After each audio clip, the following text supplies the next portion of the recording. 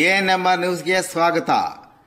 ಕಲ್ಲು ಗಣಿಗಾರಿಕೆ ಸ್ಥಗಿತಗೊಳಿಸದಿದ್ದರೆ ಎಲ್ಲಾ ಚುನಾವಣೆಗಳಿಗೂ ಬಹಿಷ್ಕಾರ ಹಾಕಲು ನಿಶ್ಚಯಿಸಿದ ಗ್ರಾಮಸ್ಥರು.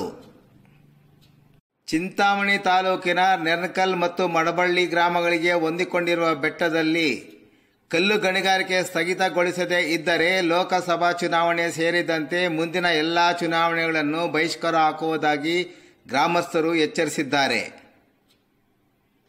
ಕಲ್ಲು ಗಣಿಗಾರಿಕೆಯಿಂದ ತೊಂದರೆಯಾಗುತ್ತಿದ್ದು ಗಣಿಗಾರಿಕೆಯನ್ನು ಸ್ಥಗಿತಗೊಳಿಸುವಂತೆ ಆಗ್ರಹಿಸಿ ಗ್ರಾಮದ ಮಹಿಳೆಯರು ಮತ್ತು ಪುರುಷರು ಸೇರಿದಂತೆ ನೂರಾರು ಮಂದಿ ಬಂದು ಇಂದು ಚಿಂತಾಮಣಿ ಉಪವಿಭಾಗದ ಡಿವೈಎಸ್ಪಿಗೆ ಮನವಿ ಸಲ್ಲಿಸಿದರು.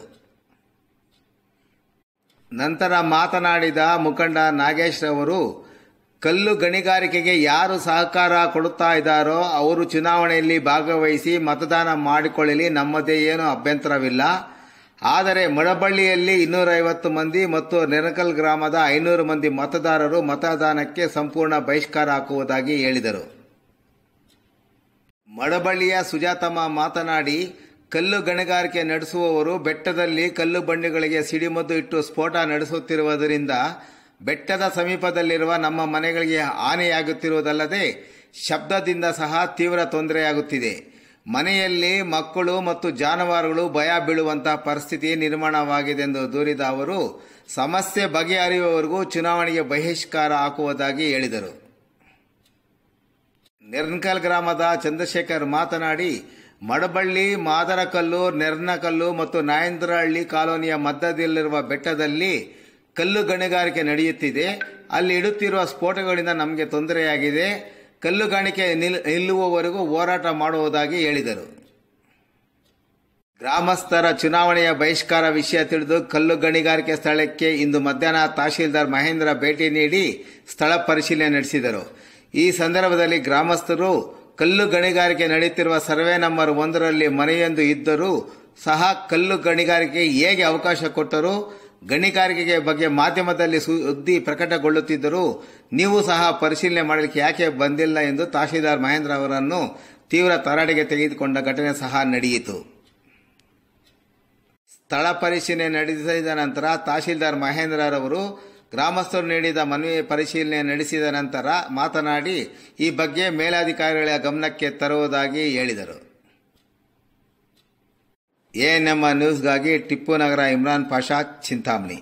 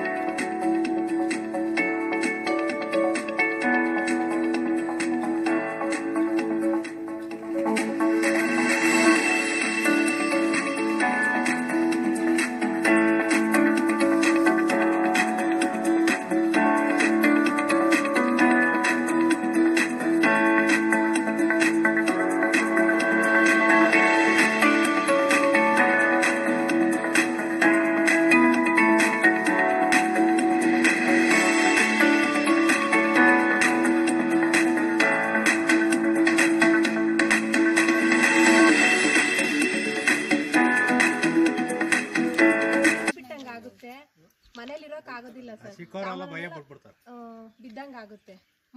ಮಕ್ಕಳು ಅದು ಹಗಲೊತ್ತಲ್ಲ ಅವ್ರು ರೇಟ್ ಇಡೋದು, ರಾತ್ರಿ ಹೊತ್ತು ಇಡ್ತಾರೆ ಆಯ್ತಾ. ಈ ಥರ ಬಿರುಕು ಬಿಡೋದು ಮಕ್ಕಳು ಮರಿಗಳು ಅವೆಲ್ಲರೂ ಭಯ ಪಡ್ತವೆ.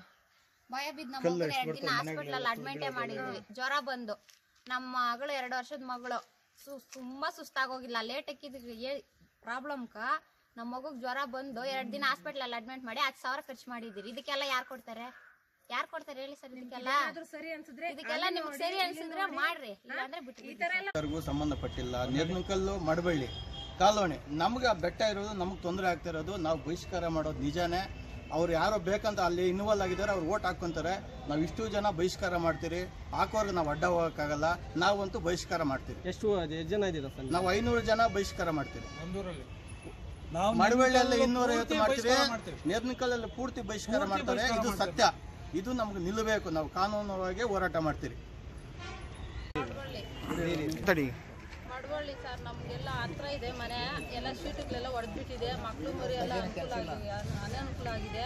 ನಮಗೆಲ್ಲ ಪ್ರಾಬ್ಲಮ್ ಆಗ್ತಾನೆ ಇದೆ. ಆಲ್ಕರಿ ಜೂಗ್ಲು ಆಲ್ಕರಿ ರಿಲೀಸ್ ಎಲ್ಲ ನಮ್ಮ ಮನೆ ಹತ್ರ ಇದಿಲ್ಲ, ಎಲ್ಲ ಪ್ರಾಬ್ಲಮ್ಮೇ ಸರ್. ಎಲ್ಲ ಚೀಟುಗಳೆಲ್ಲ ಪಾಳಗಿ ಬಿಟ್ಕೊಂಡ್ಬಿಟ್ಟಿದೆ. ಆಲ್ಕರಿ ಎಲ್ಲ ಸಾಯಂಕಾಲ ಮಕ್ಕಳು ಓದ್ಕೊಳಕ್ಕಾಗಲ್ಲ, ಏಟು ಬಿಡ್ತಾರ. ಆ ಟೈಮ್ ಕರೆಕ್ಟಾಗಿ ಏಟು ಬಿಡ್ತಾರ. 5:30, 6 ಗಂಟೆ 7 ಗಂಟೆವರೆಗೂ ಇಡ್ತಾ ಇರ್ತಾರೆ. ಅಡುಗೆ ಮಾಡೋಕ್ಕಾಗಲ್ಲ. ಶೀಟುಗಳೆಲ್ಲ ದುಪ್ಪು ಅಂತ ಕೆಳಗಡೆ ಕೆದ್ದು ಮೇಲೆ ಕೆದ್ದು ಬಿಡ್ತಾ ಇರ್ತವ.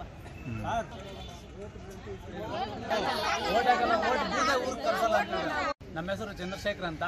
ನಮ್ಮದು ನೆರ್ಮಿಕಲ್ಲು ಪಕ್ಕದಲ್ಲಿ ಮಾದರಕಲ್ಲು, ಈ ಕಡೆ ಮಡವಳ್ಳಿ, ಈ ಕಡೆ ನಾಯಂದ್ರಲ್ಲಿ ಕಾಲೋನಿ ಇದೆ. ಎಲ್ಲ ಊರು ಸೆಂಟ್ರಲ್ಲೇ ಬೆಟ್ಟ ಇದೆ. ಆ ಬೆಟ್ಟ ಅಷ್ಟು ಸೆಂಟ್ರಲ್ ಇದ್ರೂ ಕೂಡ ಅದರಲ್ಲಿ ಮತ್ತು ಸಿಡಿಮುದ್ದಿಗಳ ಸಖತ್ತಾಗಿ ಸಿಡಿಸ್ತಾ ಇದ್ದಾರೆ. ಯಾವ ಥರ ಸಿಡಿಸ್ತಾ ಇದ್ದಾರೆ ಅಂತ ಹೇಳೋಕ್ಕಾಗಲ್ಲ, ಆ ಥರ ಸಿಡಿಸ್ತಾ ಇದ್ದಾರೆ.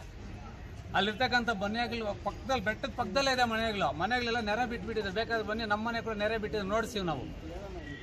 ಅವು ಯಾವ ಆಧಾರದ ಮೇಲೆ ಅವ್ರು ಏನು ಮಾಡಿದ್ರು ಅನ್ಕೊಂಡು ಗೊತ್ತಾಗ್ತಾ ಇಲ್ಲ. ಎಲ್ಲ ಲಿಂಕ್ಗಳು ಅದರಲ್ಲಿ ಎಲ್ಲ ಆಫೀಸರ್ಸೇ ಇದ್ದಾರೆ.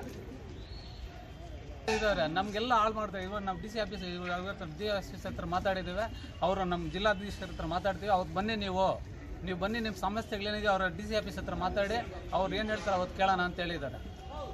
ನಾವು ಇದನ್ನ ಆಗಿಲ್ಲ ಅಂದರೆ ಇದನ್ನ ಎಲ್ಲಿ ತನಕ ನಾವು ಬಿಡೋದೇ ಇಲ್ಲ, ಯಾವುದೇ ಕಾರಣಕ್ಕೂ ಬಿಡಲ್ಲ. ಇದು ಆಗಲ್ಲ, ನಿಲ್ಲಕ್ಕಂತ ಬಿಡಲ್ಲ. ಏನೇನು ಮಾಡ್ಬೇಕಂತ ಎಲ್ಲ ಸಾಧನೆಗಳು ಮಾಡ್ತೀವಿ. ಎಲೆಕ್ಷನ್ ಮತ್ತೆ ನಮ್ಮ ಸ್ನೇಹಿತರು ಯಾರು ಹೇಳ್ತಾ ಇದ್ರು ಎಲೆಕ್ಷನ್ ಬಹಿಷ್ಕಾರ ಮಾಡ್ತೀರಿ ಅಂತ, ಅದು ಖಂಡಿತವಾಗ್ಲೂ 100% ನಿಜ. ಅವ್ರು ಯಾರೋ ಹೇಳಿದ್ರು ಮೊನ್ನೆ, ಅವ್ರ ಹತ್ರ ನನ್ನ ಹತ್ರ ದಾಖಲೆಗಳಿದೆ. ಅವರು ಮೊನ್ನೆ ಸ್ಟೇಟ್ಮೆಂಟ್ ಕೊಟ್ಟಿರೋರು ಇವರು. ಇದ್ರ ನಮ್ಮ ಇಲ್ಲಿ ಒಂದು ನಿಮಿಷ ಕೊಟ್ಟಿರೋದು. ಅವ್ರು ಯಾರು ನಮ್ಮ ಊರವರಲ್ಲ, ನಮ್ಮ ಇವರೇ ಅಲ್ಲ, ನಮ್ಮ ಪಂಚಾಯತಿ ಅವರಲ್ಲ ಅಂತ ಹೇಳ್ಬೋದು ನಾವು. ಆ ಥರ ಮಾಡಿದ್ದಾರೆ ಅವರು. ವೆಂಕಟೇಶ್ ಮೂರ್ತಿ ಆಗ್ಬೋದು. ಒಂದೇ ಸರ್ವೆ ನಂಬರ್ ಅಲ್ಲಿ ಮನೆ ಅಟ್ಯಾಚ್ ಇದೆ ಬೆಟ್ಟಕ್ಕೆ. ಯಾರ್ ಲೈಸೆನ್ಸ್ ಯಾರು ಸರ್ ಇವ್ರು ಕೊಟ್ಟಿದ್ದು? DC ಆಗ್ಬೋದು, ಇಲ್ಲ ಕಮ್ಮಿ ಇನ್ನೊಂದು CM ಆಗ್ಬೋದು. ಯಾರು ಕೊಡ್ತಾರೆ? ಮೈನಿಂಗ್ ಅವ್ರು ಆಗ್ಬೋದು. ನೀವ್ ಯಾಕೆ ಇದನ್ನ ತನಿಖೆ ಮಾಡಿ ಇದನ್ನ ಯಾಕೆ ಸ್ಟಾಪ್ ಮಾಡಕ್ ಆಗ್ತಲ್ಲ? ಪ್ರೆಸ್ ಅವರು ಬರ್ತಾ ಇದೆ, ಪೇಪರ್ ಬರ್ತಾ ಇದೆ, ನೀವ್ ಯಾಕೆ ತನಿಖೆ ಮಾಡ್ತಾ ಇಲ್ಲ? ನೀವ್ ಯಾಕೆ ನಿಲ್ಸಲ್ಲ ಸರ್? ನೀವೇ ಅವ್ರಿಗೆ ರಕ್ಷಣೆ ಕೊಡ್ತಾ ಇದ್ರ. DSP ಹೋಗಿದ್ವಿ, ಅವ್ರು ಏನ್ ಹೇಳ್ತಿದ್ರು ಅಂದ್ರೆ, ಸರ್ ಲೀಗಲ್ ಆಗಿ ಎಲ್ಲಾ ಮಾಡ್ಕೊಂಡ್ ಬಂದಿದ್ದಾರೆ. ಇವಾಗ ತಹಸೀಲ್ದಾರ್ನ ಅವ್ರನ್ನ ರೆವಿನ್ಯೂ ಡಿಪಾರ್ಟ್ಮೆಂಟ್ ಮಾಡಿರೋದಕ್ಕೆ ನಾವು ಹೊಣೆಗಾರರಲ್ಲ ಅಂತ ಇವಾಗ ನಿಮ್ಮ ಮೇಲೆ ಆಗ್ತಾ ಇದಾರೆ. ನೀವು ಆ ಬೆಟ್ಟಕ್ಕೆ ಊರು ಅಟ್ಯಾಚ್ ಇದೆ, ಇಷ್ಟು ದೂರ ಇರ್ಬೇಕಂತ ನಿಮ್ಗೂ ಲೈಸೆನ್ಸ್ ಇದೆ ಸರ್? ಇದೆಯಾ ತಾನೆ? ಒಂದು ಬ್ಲಾಸ್ಟ್ ಮಾಡ್ಬೇಕಂತ ಯಾಕೆ